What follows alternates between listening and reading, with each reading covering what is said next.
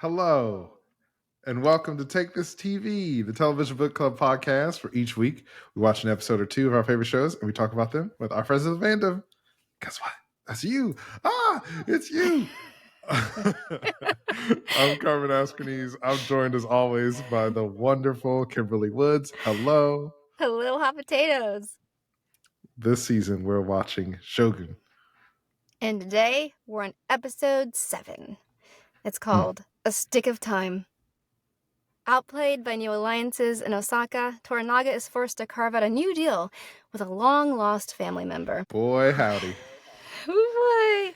This episode opens 46 years ago. Toranaga's first battle, little baby Toranaga, the boy warlord. The boy warlord. So he's asked to cut off the head of the person he's just defeated. And we learn later in this episode that the little baby boy lord took 9 hacks to get that head off. Gross. The pain. So poor Toranaga has known war for a very, very, very long time. I do love that, like, over the course of the show, we sort of see Toranaga be very reluctant to, like, fight or have violence or go to war. But there are other folks, like his son, Nagakado, and others who are ready and eager to fight. But he's always warning, like, people who haven't seen battle are the most eager to fight. And I love that. And it seems like his son is a really slow learner. Toranaga is faced with having to possibly surrender. He's like, come what may, if that's what it is, I will gladly commit seppuku. It's just like, either way, he's eager for it to happen and be a part of something. And boy, oh boy, when we get his death at the end there, it is just sad. Yeah, I very sad. Audibly was like, oh! I wasn't ready. Like the whole episode, we're waiting for the other shoe to drop. Like Toranaga, he's got some scheme, he's got some plan, but it really seems like he intends to surrender. And even at the end there, when he admits to his brother that he's going, because the twist of you all know, you've seen the episode. Yeah. we start out like seeing him greeting his brother and thinking, okay, he's been reluctant to do this. What's going to happen? And then his brother Saiki is like, oh hey, yeah, we're fine with joining up. Let's do it. We're happy to fight by your side, and it seems way too easy. From his estranged brother, yeah. And we later learn that Lady Ochiba has already gotten to this brother, and he has agreed to be the new regent and has been offered a seat on the council to betray his brother and to convince him to come and submit to the fate of the council. Lady Ochiba. That's such a clever move to get his brother, because she probably knows that he's gonna go, if he's desperate, he's gonna go to his brother for help. So like we said in the previous episode, like Lord Toranaga is now playing this chess game with an equal of his and Lady Ochiba. So yeah, it looks like he's been outplayed, and even Blackthorn has had enough. And just like at the end, he's like, you're all dead, and just like storms out. This show is so good at like setting up moments of tension, or like that slow, like royal, like the bubbling underneath. Because as soon as the brother's there and Lord Toranaga is like trying to give him the traditional welcome with like wooing him over with the various gifts. He's given him kiku for a week. He's treating him to a feast, and you're just like, okay, what is happening? Like, when is the other shoe gonna drop? Like, you're just uncomfortable the whole time. And part of me, too, was like, please, please, please don't make this another red wedding where, like, people are suddenly going to die. My heart can't take it. Any celebration is always the undertone of, like, is this about to turn into a massacre? Yeah. And he's wearing white. Or at least, like, something that's very close to white. So it's like, okay, is this symbolizing the new transition? Or is this symbolizing that he's about to, like, murder everybody? And he's about to be grieving, his brother's death? I don't know. Yes. Oh man, I love that scene during their like dinner when Nagakado is asking to hear stories about his father from when they were young, and his uncle, is it Sakai? Mm-hmm. Is he Psyche? Or Psyche? Psyche? I think, yeah. Psyche, yes. Sorry. And he tells Nagakado, "Do you want to hear legends or do you want to hear the truth?" And I was like, man, nobody will call you out like your family. Like, he put him on blast, telling the story about when Toranaga was sent away as a prisoner and how he like shat himself on the horse or whatever. And just everybody's faces just like crestfallen of like, what do we say? Like our Lord's brother is like telling this really damning story about him. But yeah, I definitely think that like ever since their first meeting, there was like this undertone of like, is their relationship a positive one, or is this like an estranged brother that they secretly hated each other? And we do see there's some kind of rivalry or some kind of bitterness there. Yeah, because he does also mention like, oh hey, you sought out your mediocre brother. I guess you need my help. Yes, it does sound like Toranaga was the favored son. Yeah. So he definitely seems bitter, but man, oof, that betrayal. And then also, one of my favorite moments in this episode is when Gin asks for a stick of time with Lord Toranaga, and we get that scene where ultimately she's like wanting to unionize. She wants like a sex workers union. And I'm like, this is awesome. She wants Lord Toranaga's protection, even should he fall. Like, you know, she wants the protection to extend beyond that in Edo. So there's some really great lines in that scene too. She says, "Fate is like a sword, useful only to those who can wield it." And I'm like, that's yes. The wisdom. I love it. Yeah. Because she's surprised, as are we. Like, she thinks that Toranaga has to have another plan here. Because he's always seeing so many steps ahead. Like, why would he leave himself open to this? It seems she even asked him why he would reach out to his estranged brother.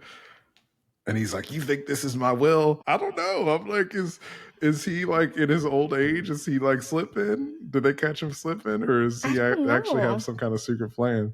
And why would he have a weak spot, like, or a blind spot for a brother who he doesn't trust? Like, that's the confusing part.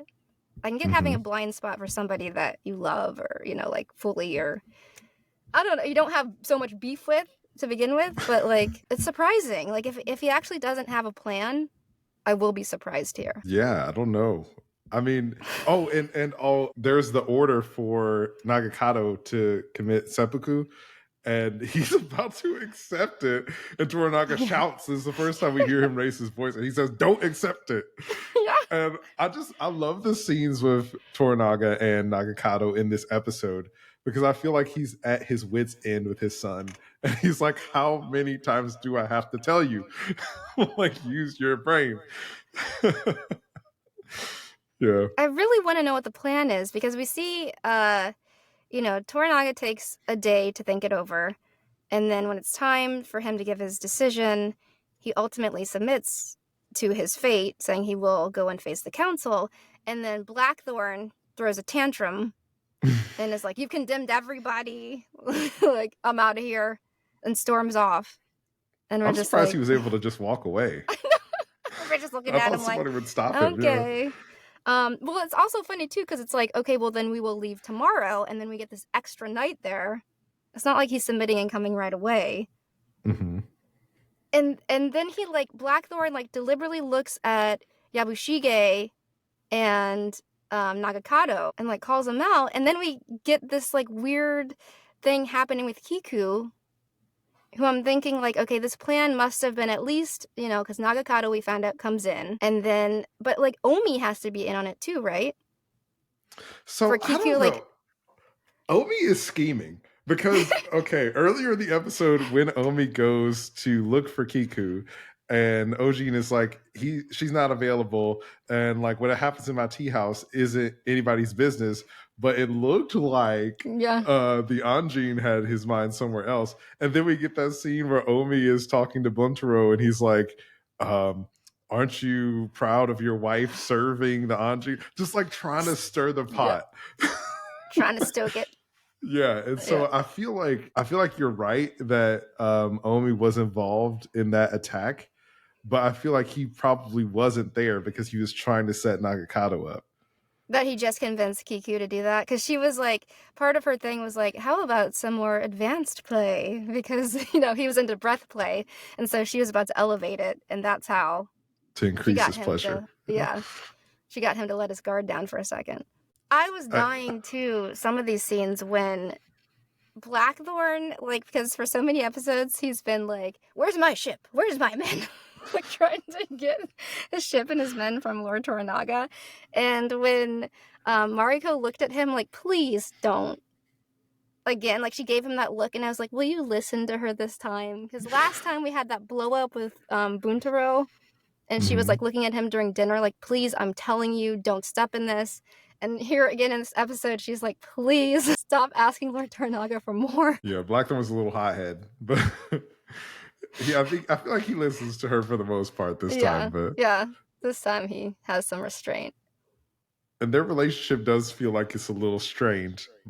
Mari Thorn, that is. And we get that scene where Buntaro goes to Lord Toranaga and makes a request to kill Blackthorn. And Toranaga tells him that if he's suspecting that the Anjin is messing around with his wife, then he also needs to take his wife's head. We can see that Buntaro he's not willing to do that because he still loves Mariko.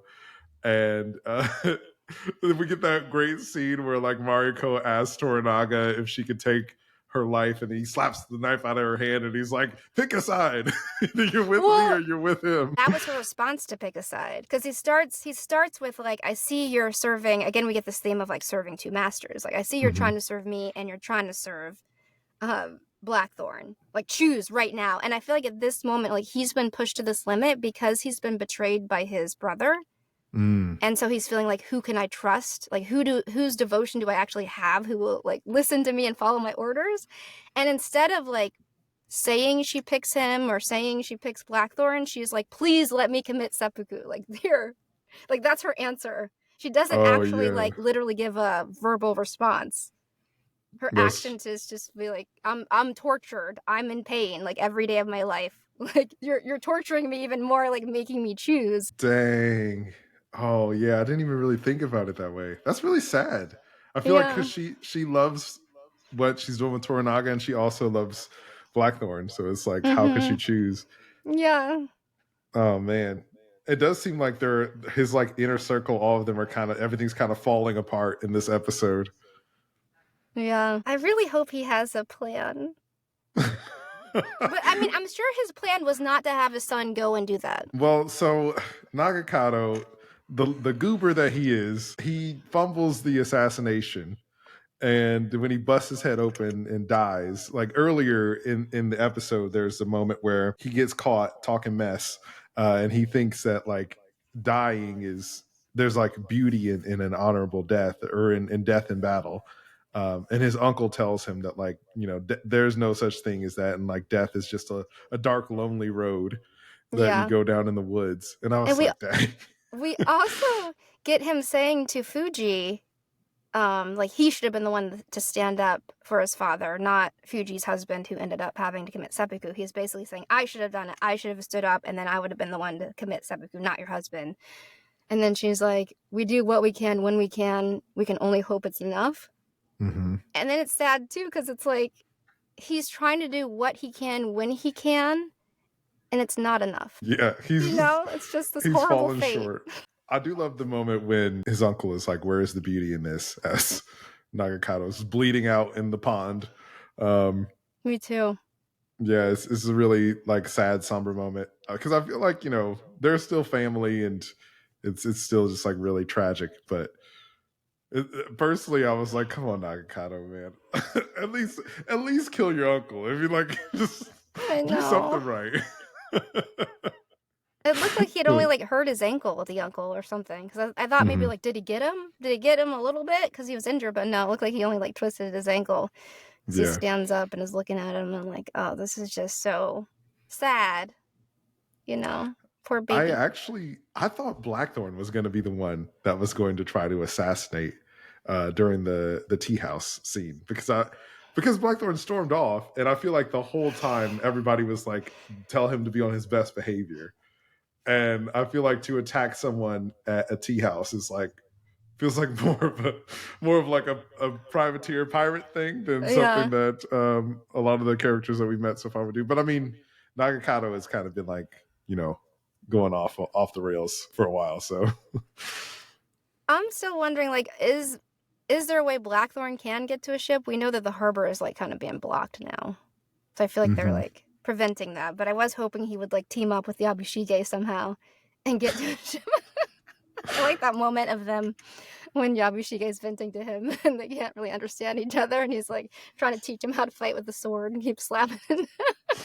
Yeah, he's like, you don't even know how to use this. You're an idiot. Why am I talking to you? But then we get that moment when Buntaro runs over with his sword drawn and holds it up to Blackthorn's neck. And Blackthorn's like, go on then.